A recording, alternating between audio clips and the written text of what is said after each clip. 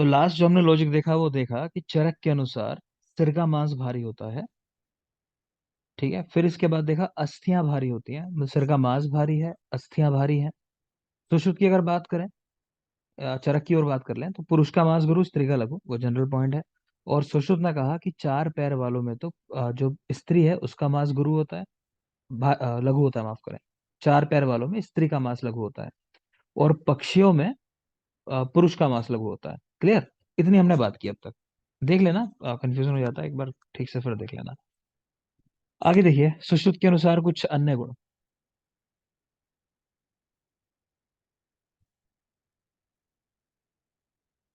हम्म, तो अल्प शरीर वालों में बड़े जानवर का मांस लेना चाहिए।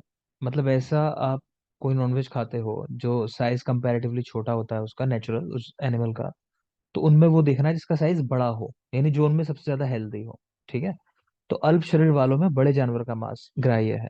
बृहद शरीर वालों में छोटे जानवर का मांस ग्राह्य है। अब जैसे मान लो कि भैंस है, मान लो भैंसा है, बहुत बड़ा होता है मान लो, तो उनमें कह रहे हैं कोई अगर वो खाता है तो छोटे जानवर का लेना है जिसका शरीर छोटा हो।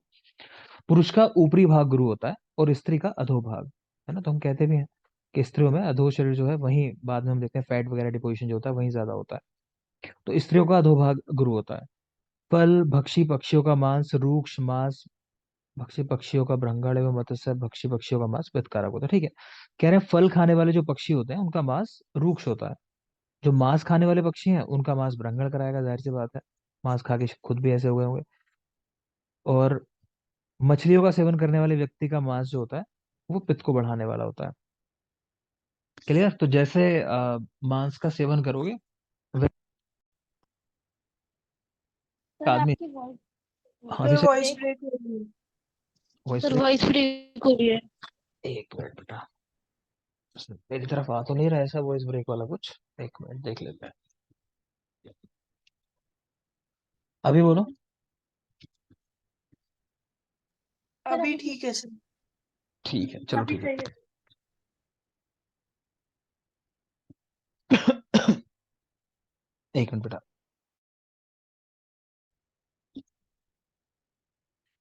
तो हम लोग बात कर रहे थे कि जिस तरह का मांस खा रहे हो, और वो मांस खाने वाला प्राणी या जानवर खुद जैसा मांस खा रहा है, वैसा ही शरीर को गुण मिलता है। तो मछलियां खाने वालों में जो है पित्त का प्रकोप हो जाता है, मतलब पित्त बढ़ता है शरीर के अंदर। इक्षु विकारों में उत्तरोत्तर श्रेष्ठता, ये बिल्कुल याद रखना है। कैसे याद रखोगे? आपको क्या याद कराया मैंने? ध्यान है कुछ? कौन बताएगा? गुम खास।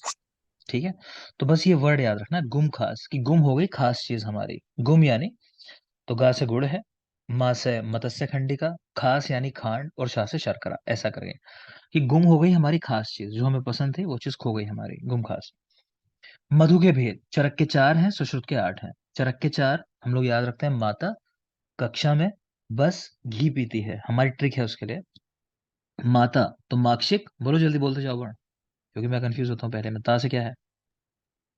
तेलवन। तेल वर्ण। लिख सकते हैं जिनको नहीं पता, एरो बना के लिखते हैं नीचे। तो माता यानी माक्षिक तेल वर्ण। कक्षा में, बोलो कपिल, हाँ। शोध। ठीक है, माता अच्छा। कक्षा में बस घी पीती है, या माता बस कक्षा में घी पीती है। तो बस यानी बा से भ्रामर, और सा से राम। श्वेत। श्वेत। ठीक है, माता कक्षा में बस घी पीती है, तो घृत वर्ण, पीती है यानी पौत्तिक पौष्टिक। वाला। क्लियर है? तो याद कर लेना ऐसा कि माता बस कक्षा में घी पीती है, अदरवाइज नहीं। सुश्रुत, सुश्रुत के आठ भेद हैं, तो उनमें हम याद रखते हैं कि छात्र ने आधी दाल उंधा दी, छात्र ने आधी दाल गिरा दी होगी। तो बाकी तो चरक वाले हैं, बाकी इसके अलावा छात्र ने यानी छात्र, आधी से आर्घ्य है, दाल यानी उद्दाल, दाल हेरा दाल, औंधादी, औंधादी यानी उद्दालक, क्योंकि चार एक्स्ट्रा हैं उनके। सुश्रुत के आठ भेद। बोलो सबसे भयंकर अजीर्ण किससे उत्पन्न होने वाला है? सर मधु आम। मधु से। ठीक है, मधु से होने वाला। नेक्स्ट बताओगे?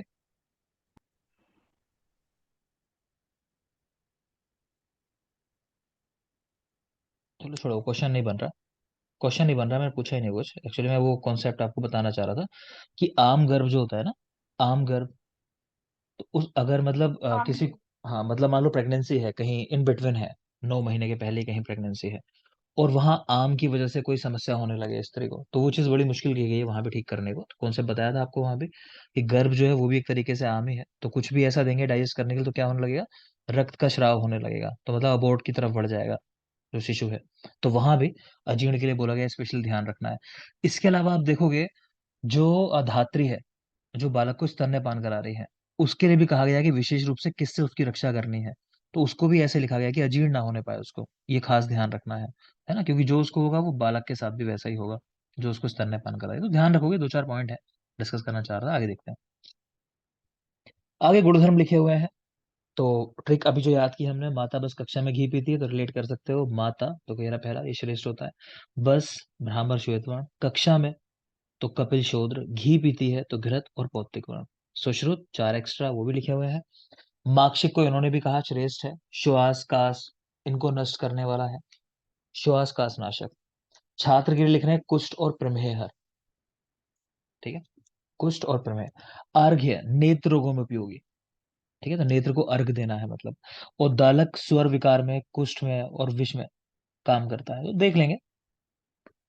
मार्क्सिक श्रेष्ठ है वो स्पेशली याद रखेंगे। चरक के अनुसार कह रहे हैं कि क्या गुण है कि मधु वात को बढ़ाने वाला है, स्पेशली यही सवाल आता है, वात को बढ़ाता है, पित्त और कफ का शमन करता है मधु।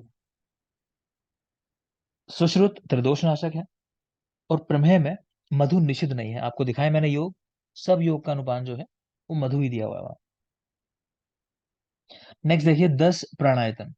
तो चरक सूत्र स्थान में 10 प्राणायतन बताए हुए हैं, शारीरिक स्थान में 10 बताए हुए हैं। डिफरेंस क्या आता है बस, तो शारीर में देख पा रहे हो, यहाँ करेक्शन कर दिया है कि दो शंख जो लिखे हुए हैं, शंखो, इसकी जगह क्या लिखा है वहां बोलो, नाभि और नाभि और मांस। मांस। वाग्भट ने मांस की जगह क्या कर दिया, जीवा बंधन। जीवा बंधन, ठीक है, तो नीचे लिखा है वाग्भट का भी देख लोगे कि दो शंख के स्थान पर नाभि और जीवा बंधन, बात समझ गए। तो चरक ने वाग्भट ने इन्होंने 10-10 बताए प्राणायाम, इन 10 ऐसी जगह जहां हमारे प्राण रहते हैं, वो याद नहीं करनी है आपको सारे, एक नजर डाल लेना। शंखो, मर्मत्रय, कंठ, रक्त, शुक्र, ओज और गुदा। मेन है डिफरेंस जो बताया कि चरक ने सूत्र स्थान में दो शंख लिखे हैं मतलब शंखो, और शारीर स्थान में शंखों की जगह नाभि और मांस ऐसा लिख दिया, नाभि और मांस, तो 10 हो गए। वाग्भट ने क्या किया, नाभि तो लिखा, बंधन ये वर्ड दिया है, तो ये भी याद रखो। वॉइस ब्रेक हो रही है। हाँ बेटा, वो गलती से मेरा मेरा माइक हट गया था गलती से, मैंने देख लिया, कर लिया सही उसको, वो माइक हट गया था मेरा, ठीक है। आगे देखिए, नेक्स्ट है महाकुष्ठ के लक्षण। तो आपको ट्रिक याद होंगी, काव मरी, पिंडदान सिद्धू का, तो वही वाली ट्रिक इसमें लगानी है, अब सबको याद हो गया होगा। दोष याद आ रहे होंगे, तो जल्दी से बोल दो, अब पुंडरिक में दोष क्या है, ठीक है। पित्त और ठीक कफज। है, और सिद्ध में क्या है, ये दोषज वात नहीं, कफज, वात वात कफ। कफज, वात कफज। काकड़क में त्रिदोषज। वात त्रिदोषज, ठीक है, तो सबको याद है, ठीक है बेटा, अब जल्दी से देख लोगे। तो काव मरी, पिंडदान सिद्धू का वात पित्त कफ हो गया, ऋषि जी वात पित्त हो गया, पुंडरिक पित्त कफ, सिद्ध जो है वो कवि कफवात, काकड़क त्रिदोषज होता है।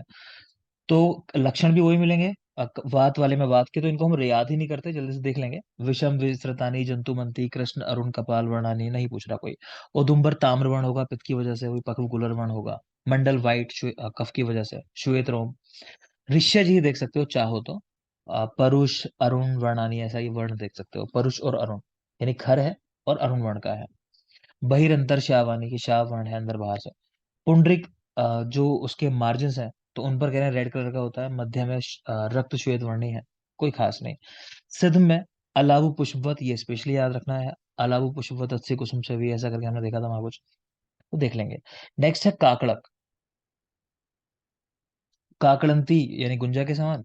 सुश्रुत ने दद्रु कुष्ठ के लिए लिखा है, देख सकते हो, अच्छे पुष्प वर्णी, तो वो भी देख लेना, आप सब पढ़ा चुका हूँ वहां। फिर आगे प्रमुख क्षुद्र कुष्ठ, सवाल इसी पे आता है, तो इनको स्पेशली याद रखना है। तो बोल दो जल्दी से ट्रिक अपनी, कोई सी भी दोष वाली जो भी याद है आपको। एक विक्की ने एक विक्की ने एक व्यक्ति ने चर्म कुष्ठ चर्म की कुष्ठ और विविधाएं काट दी, काटी। ठीक है, जो भूल गए एक बार फिर सुन लो। एक विक्की ने चर्म कुष्ठ की और विविधाएं काट दी, ऐसी हमारी ट्रिक थी। तो ये वात कफज थे, एक विक्कियन है, चर्म कुष्ठ की ऑल विपदाएं काट दी। ठीक है, दूसरा जो बाकी बचते हैं सारे उनके लिए होता है पित्त और कफ। और लास्ट जो हमारा बचता है विचर्चिका, बोलो उसमें क्या दोष होता है? कफज। कफज। क्लियर? हाँ। तो बेटा कैरेक्टर रख के सवाल जो पूछता है वो यहीं से पूछता है। तो एक कुछ जिसको हम सोराइसिस कहते हैं, जल्दी से इसके सामने एक साइन लिख लेना, एक कुछ के सामने ओस्पिड साइन डिस्कस हुआ होगा हमारा, मैं बात नहीं करूंगा ज्यादा। ओस्पिड साइन मिलता है इसके अंदर। ठीक है। और कोइबनस फॉर्म मैंने आपको बताया होगा, एक कुछ के अंदर भी मिलता है। और बोलो, शुक्र के अंदर। ठीक है। तो देख लेंगे एक कुष्ठ कैसा होता है। आस्वेदनम यन मत्स्य शक्लोपमम, की स्वेटिंग नहीं होती इसके अंदर, और मछली के शक्ल जो होते हैं उनके जैसा होता है। ठीक है। नेक्स्ट देखो चर्म कुष्ठ, हस्ती चर्मवत, नाम ही है चर्म, तभी नाम दिया होगा, हाथी की चमड़ी के साथ कंपेयर कर रहे हैं। किटिब, स्पेशली याद रखना है, पूछा जाता है, श्याववर्णी व्रण सदृश, बहुत जरूरी है याद रखना बिल्कुल। दद्रु, तो कह रहे हैं कंडू और लालिमा युक्त पिटकाएं बन जाती हैं। चर्म दल, तो ऐसा कर लो, दल के नाम से हम याद रखते हैं ग्रुप, कि जब बहुत सारे लोग हैं तो आप उनको कुछ नहीं कह सकते हो, स्पर्श आस है, तो हम याद करने के लिए कि एक ग्रुप है, तो चर्म दल स्पर्श आस है, वहां कैरेक्टर मिलता है। पामा, कंडु आधिक्य, श्राव का आधिक्य, देख ही सकते हो पामा में कंडु है और श्राव का आधिक्य है। अभी हमने देखा रक्षा के अंदर ये नहीं मिलता, कि श्राव नहीं होता रक्षा के अंदर, है ना, तो वो डिफरेंस है, वहां से रिलेट कर सकते हो। और विचर्चिका श्याववर्णी पिड़का और शुष्क आधिक्य। शुष्क आधिक्य वर्ड है, बोलो क्या है वर्ड वहां? बोलो भाई। बहुश्रावा, हाँ गलत लिखा हुआ है यहाँ, बहुश्रावा कर लोगे इसको। ठीक है।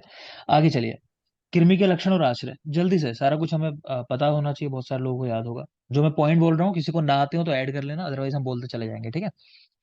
तो एक तो सप्तक गण, कृमि के साथ जुड़ा हुआ है शब्द, सप्तक गण। ठीक है। दूसरा, कृमि जो होते हैं उनकी संख्या होती है 20, 20। ठीक है। फिर इनके डिवीजन दो तरह से किए गए हैं, बाह्य और आभ्यंतर कृमि। ठीक है। तो बाह्य कृमि जैसे यहाँ दो देख पा रहे हो, यूकालिक्सा। ठीक, शारंगधर ने तीन बताया बाह्य कृमि, बोलो तीसरा कौन सा है? स्नायु कृमि, है ना, तो कृमि। लिख सकते हो शारंगधर ने स्नायु कृमि का भी उल्लेख किया, एक बात बाह्य कृमि में। दूसरी बात, किस आचार्य ने बाह्य कृमि का उल्लेख नहीं किया? बताइए। सुश्रुत। सुश्रुत। ठीक है। तो सुश्रुत ने बाह्य कृमि का उल्लेख नहीं किया। ठीक है। तीसरा, किस आचार्य ने सहज कृमि का उल्लेख किया?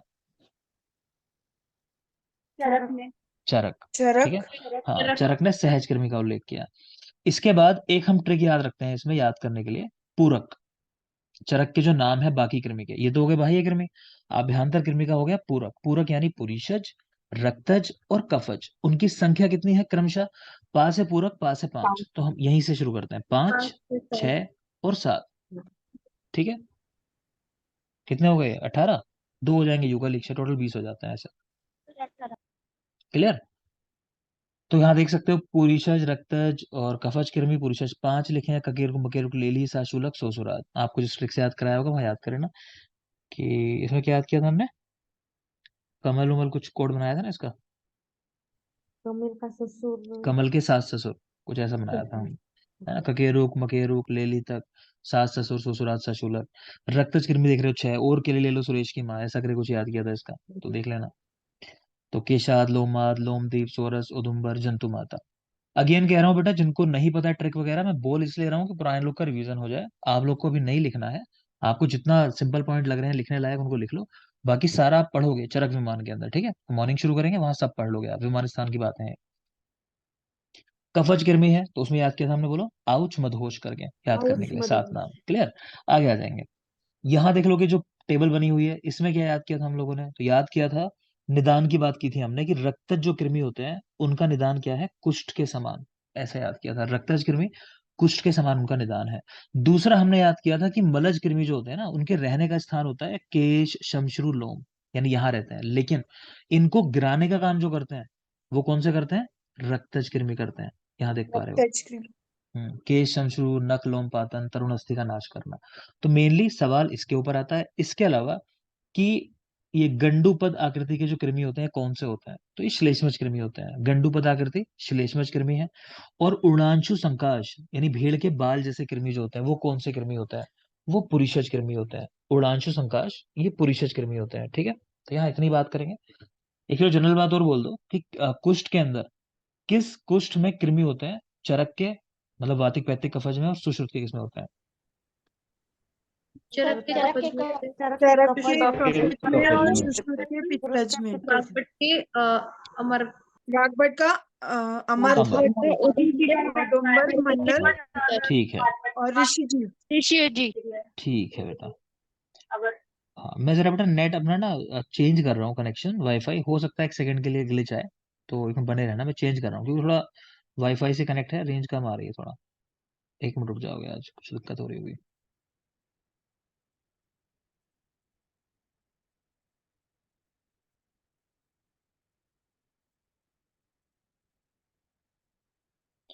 हाँ अभी बोलो, सही सुन पा रहे हो?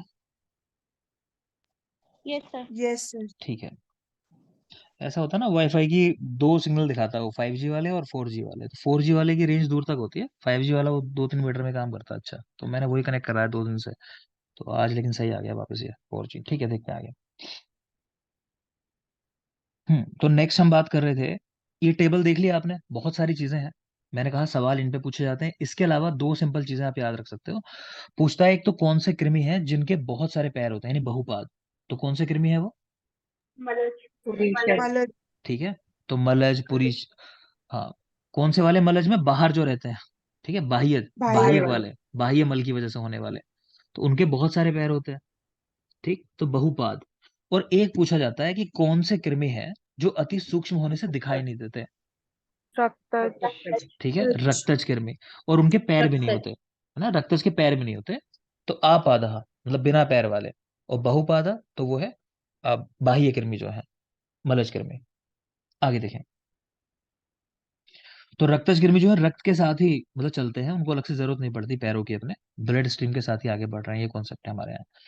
कृमि संशोधन यानी चिकित्सा क्या है कृमि के लिए, तो हम याद रखते हैं कृमि जो है क्या है, अपने हैं, अपने दोस्त हैं वो, है ना। हाँ, तो अपना एक ट्रिक याद रखते हैं। आ का मतलब है अपकर्षण, खींच के निकाल लो, जैसे बंदर देखे होंगे निकालते रहते हैं एक दूसरे के, तो वो अपकर्षण कर रहे हैं। फिर दूसरा है प्रकृति विघात, क्या आपको पता है मीठी चीजें खाने से कृमि हो रहे हैं, तो मत खाओ। ठीक है। और तीसरा है लास्ट में निदान परिवर्जन, तो वो भी इसी में आ गया, मतलब प्रकृति विघात में एक कटु चीजें खा ली मान लो, है ना। कटुरस आपने देखा था अभी, तिक्तरस था, कटुरस था, तो कृमि के अगेंस्ट भी काम करते हैं। तिक्तरस स्पेशल देखा था हमने, तो प्रकृति विघात कर देता है, कफ के अगेंस्ट हो गया मीठे के।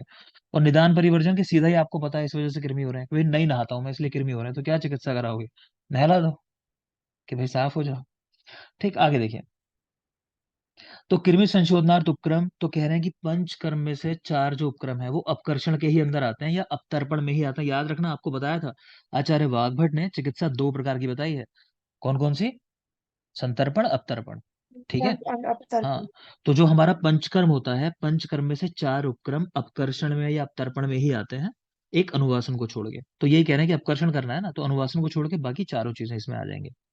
रक्तज कृमि अदृश्य होते हैं, शेष दृश्यमान होते हैं, सुश्रुत ने कहा, देखिए पा रहे हो। कृमि नाशनार्थ सुश्रुत ने पलाश के बीज का स्वरस, वंग का दही के पानी के साथ प्रयोग बताया है, तो पलाश बीज स्वरस चाहो तो याद कर सकते हो। नेक्स्ट चलिए,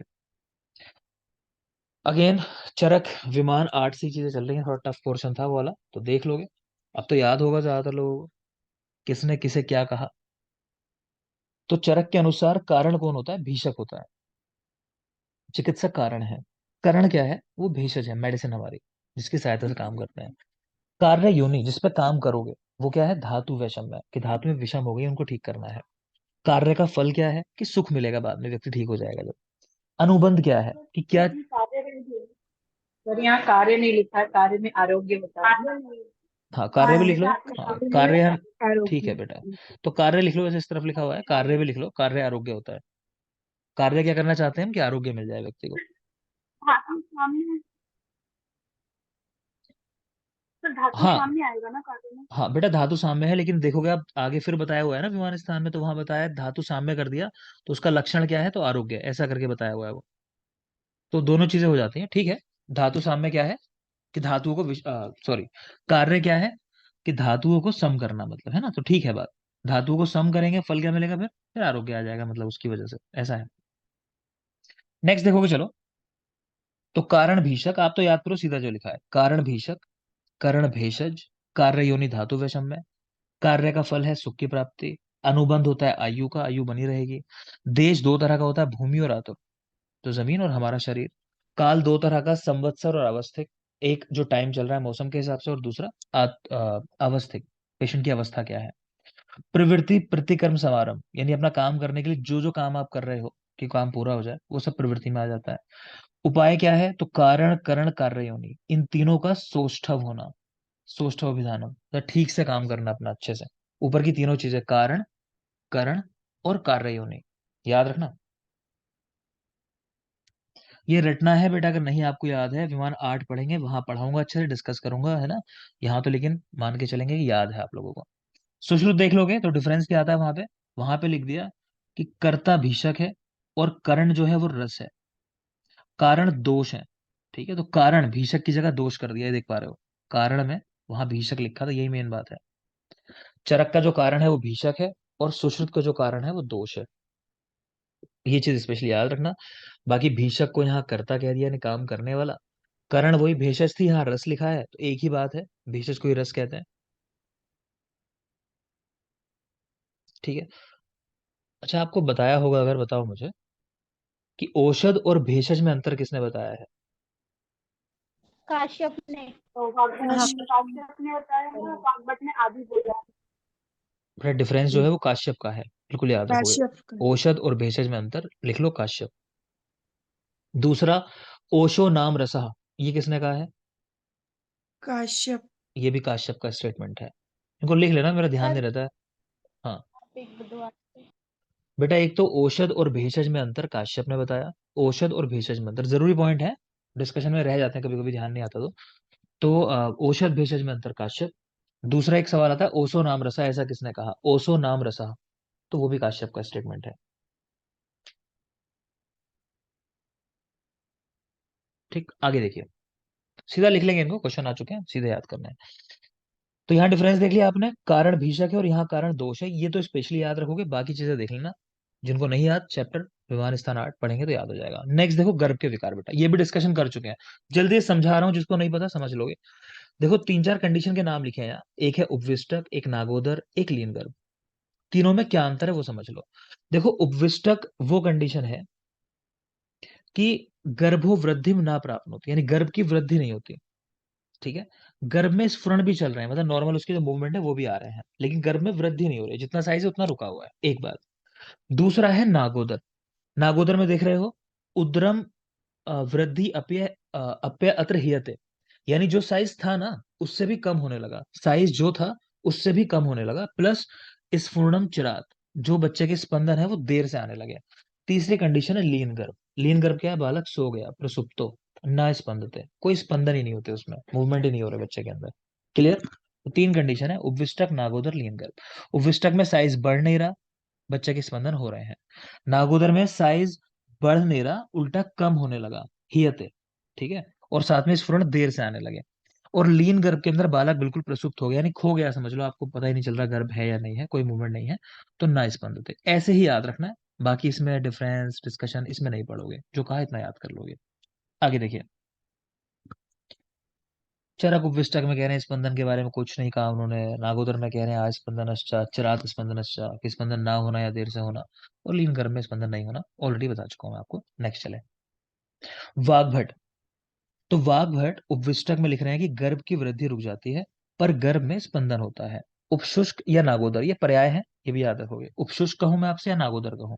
आपको एक बात समझनी है कि आर्तव की अति प्रवृत्ति गर्भ से गर्भ का आकार घटने लगता है और लंबे समय पर पश्चात कभी कभी स्पंदन होता है।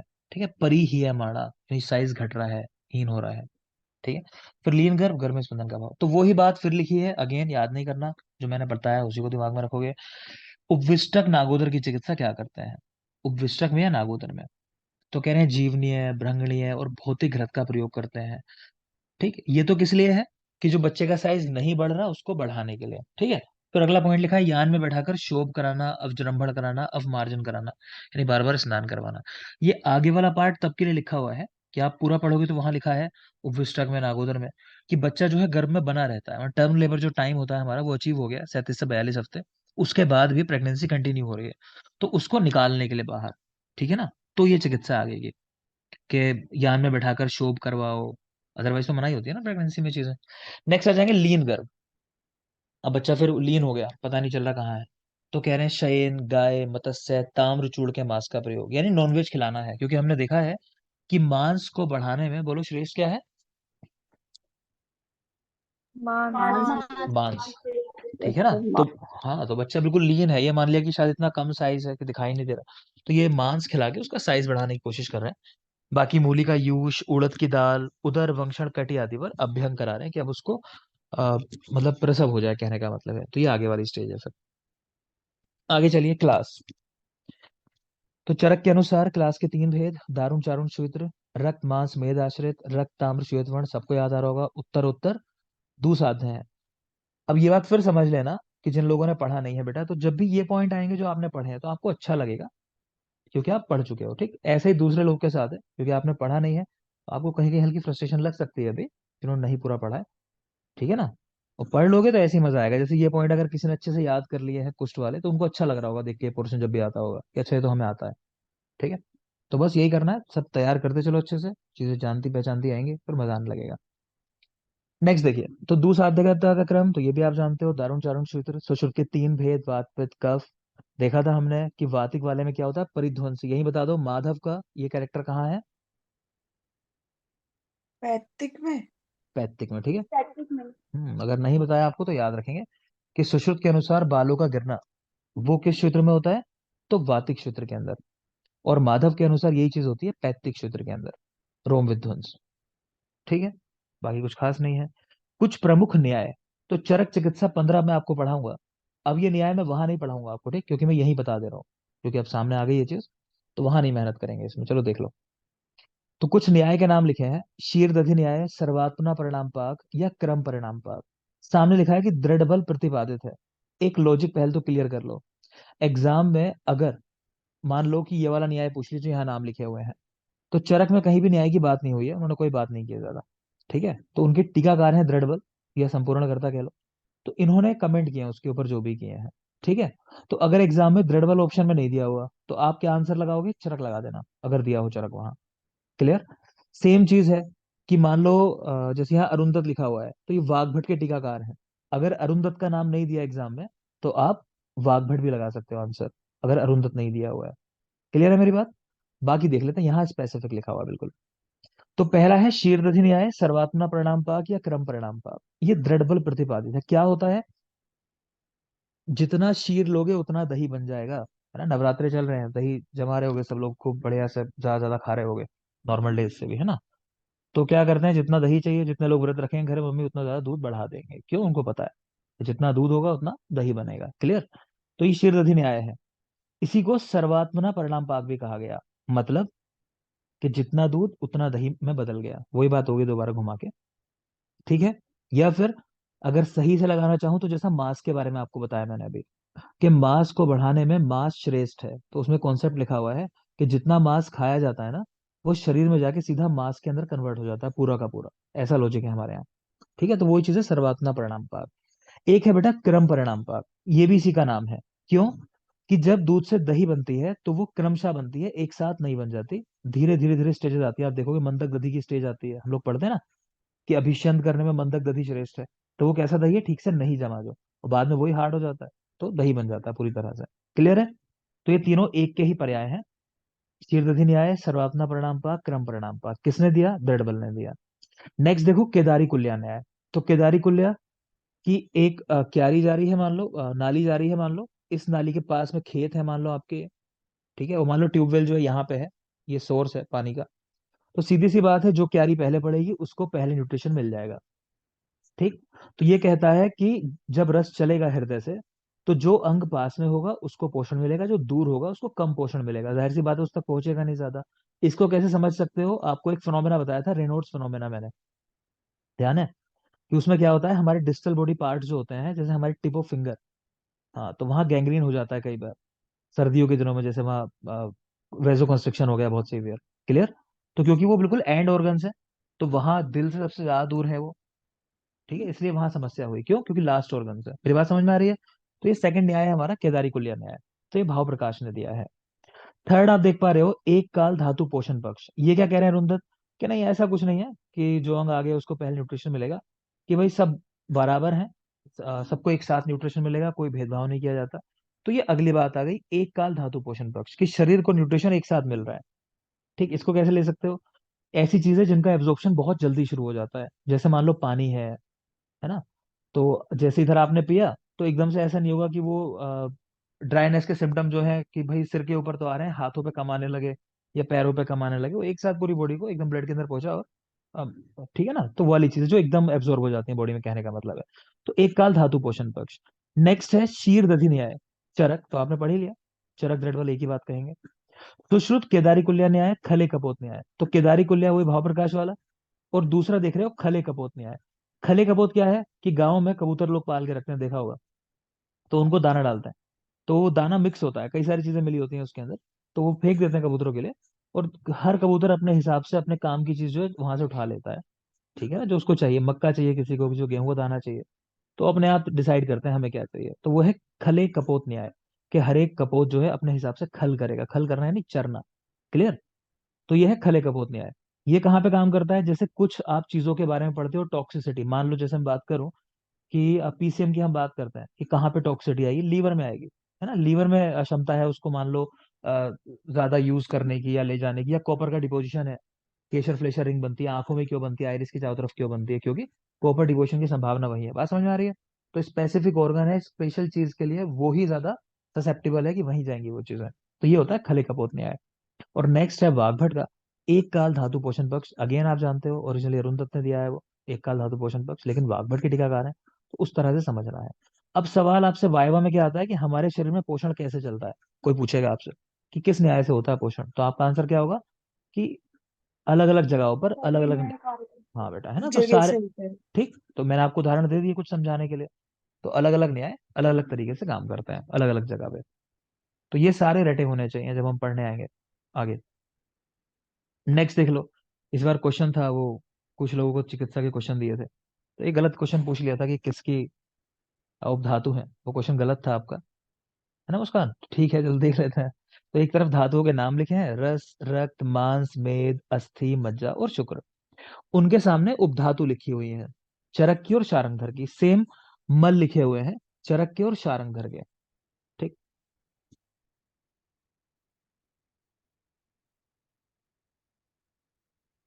चलो बता देता हूं मैं, मगर इसके पहले एक बात कहना चाह रहा था बेटा। सब लोग देखो समझ लो, है ना, कि अच्छे से पढ़ना है ना, सिलेक्शन लेना है, एक ही बार में लेना है ना। कुछ बच्चों के लिए दुख होता है हर बार, कि ऐसा एक ना एक उदाहरण होता है कि बाद में दुख होता है।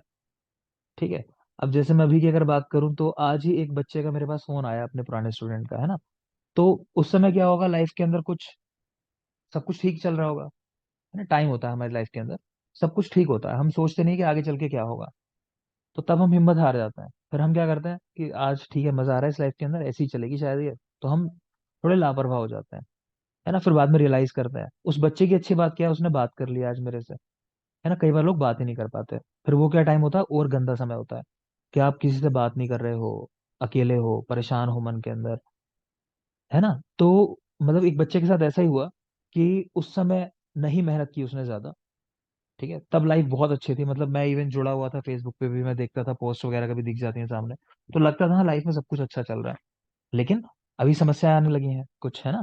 तो वो क्यों आ रही हैं समस्याएं, क्योंकि आप उस समय आप सीरियस हो जाते हो उतना। मेरी बात समझ रहे हो आप लोग क्या कहना चाह रहा हूँ मैं। तो बेटा ये टाइम होता है, ये एक डेढ़ महीना है, ये आपको अगले एक साल या आने वाली लाइफ के अंदर, तो या तो आपको बहुत अच्छा टाइम दे देगा, या फिर आप यहाँ अच्छा नहीं करोगे, फिर आगे सोचते रहोगे समय के साथ कि हमें तब क्या करना चाहिए था। हो सकता है वो 2 साल ले जाए, वो 3 साल, 5 साल, 10 साल का समय हो जाए। ठीक। कई बार हम फैसले करने में बहुत देर कर देते हैं, है ना। फिर चाहो भी कुछ हो जाए तो वो चीजें नहीं हो पाती उस तरीके से। ठीक है, तो वैसे टाइम में नहीं जाना है। मैं बार बार समझाता हूँ आपको ये बात। इस लेवल पे बैठ के मैं आपके साथ इतना स्ट्रिक्ट नहीं हो सकता कि मैं फोन पे आपको इतना डांट दूं, है ना। अगर ये फिजिकल बैचेस होते तो शायद मैं कुछ बच्चों को ज्यादा डांटता सामने, अगर मैं होता तो शायद मैं कुछ लोगों से कहता आप कल तभी आओगे जब अपने पेरेंट्स से बात करा दोगे, इस तरह की बातें करता। मैं नहीं करता हूँ, ये मान के कि आप समझदार हो, है ना, बड़े हो, अपनी मर्जी से आए हो, किसी ने आपको जबरदस्ती नहीं भेज दिया ना कि पढ़ने के लिए आ जाओ, तो थोड़ा सा जिम्मेदारी समझोगे। बेटा आज मेहनत कर लेना, खासकर गर्ल्स के लिए मैं बता रहा हूँ। आपके लिए टाइम ना, मतलब गर्ल्स के लिए बड़ा अच्छा टाइम होता है, अगर सब कुछ लाइफ में अच्छा हो। कि पहले माँ बाप होते हैं वो बहुत प्यार करते हैं ना, उसके बाद फिर मैरिज हो जाती है। तो हमारे इंडिया का कल्चर है कि हम एक वेल सेटल्ड बॉय होता है उसके साथ मैरिज करा देते हैं, है ना। तो वो टाइम, शुरुआत का टाइम बड़ा अच्छा होता है, लेकिन पता नहीं होता ना सामने वाला कैसा निकलेगा। तो आज तो भाई एक मुलाकात में कौन बेकार हो जाएगा ये बताओ। आप अगर मेरे से एक बार मिलोगे, दो बार मिलोगे, तो मैं अच्छे से ही पेश आऊंगा ना। अब मेरी हकीकत क्या है वो समय के साथ पता चलेगा। ठीक। तो गर्ल्स को इस लेवल पे जरूर सोचना चाहिए कि आपको आगे चल के किसी पे डिपेंडेंट ना होना पड़े। आपकी इंडिविजुअल आइडेंटिटी हो, सामने वाला भी ये मान के चले हमेशा कि हाँ, हम रेस्पेक्ट करते हैं एक दूसरे की, तो साथ है कि अदरवाइज सामने वाला पर्सन जो है कैपेबल है, वरना हमेशा वो अंडर बर्डन रहोगे उस चीज के। क्लियर। सेम बात बॉयज के लिए बेटा, कि हम लोग, वैसे तो सही है, सब कुछ लाइफ में अच्छा लगता है, लेकिन ये हकीकत है कि हमारे लिए तो इसके बाद, मतलब जब हम डिग्री कर लेते हैं तो खुद ही आगे लाइफ बनानी है। फिर कोई दूसरा नहीं है ना। फिर बस ताने हैं कि तुमने कुछ नहीं किया लाइफ के अंदर। ठीक। और बाकी उदाहरण आप देखते हो, सब लोग शायद एग्री करेंगे मेरी बात से। सुमित साथ बैठे हुए हैं, और मैं मानता हूँ, सुमित, कल ही मेरी बात हुई है डॉक्टर विमल से, है ना, डॉक्टर विमल ने रेफरेंस दिया होगा यहाँ का। मैंने कल ही बोला है कि अगर सुमित अब से एक डेढ़ दो महीना पहले आ गए होते, गारंटेड थे, मतलब अभी भी मैं कहता हूँ कि काफी अच्छा कर जाएंगे, लेकिन जो इनका डेडिकेशन है, अगर एक डेढ़ महीने पहले आ गए होते ना, तो मतलब मैं श्योरिटी दे देता कि हाँ, सुमित गवर्नमेंट सीट निकाल लेंगे। वो लेवल है इनका, इतने मेहनत से पढ़ रहे हैं। तो मैं बाकी सबको ही बता रहा हूँ बेटा कि फैसले जल्दी लेना, है ना, और समय की वैल्यू करना, जब जो समय है। कोई बात नहीं, लेट हो गए, बात कर ली, उससे भी अच्छा कुछ नहीं है। अदरवाइज वो और ज्यादा फिर बैड टाइम हो जाता है। ठीक है ना। लेकिन पढ़ाई शुरू करो अच्छे से, एक डेढ़ महीना है आपके पास, खूब अच्छे से पढ़ लो, सेटल हो जाओगे। फिर लाइफ में करते रहना गलतियां, जो भी करना हो, सब चलता है, लेकिन ये टाइम है जो आपकी लाइफ बनाएगा। क्लियर। चलो वापस आ जाते हैं। तो उपधातु की हम बात कर रहे थे, खैर जल्दी से चलो याद कर लेना टेबल, टाइम पूरा हुआ, मेरी बात ज्यादा लंबी खींच गई। इस टेबल है, एक बार नजर डाल लेना, मैं इसको दोबारा से भी पढ़ा दूंगा। आज के लिए इतना ही रखेंगे, संडे है। मेहनत अपने लेवल से अच्छी करो। और सुमित, आप अच्छी ज्यादा मेहनत करो, मैं चाह रहा हूँ कि गवर्नमेंट सेट निकाल लो। आप बहुत अच्छे से मेहनत कर रहे हो, मॉर्निंग बैच में भी आओ, कोशिश करो। और हम बिल्कुल कोशिश करेंगे कि इस बार ही आप बहुत अच्छा कर जाओ। ठीक है। और बाकी लोग थोड़ा सा इंस्पिरेशन लो। चलो, थैंक यू। आज के लिए इतना।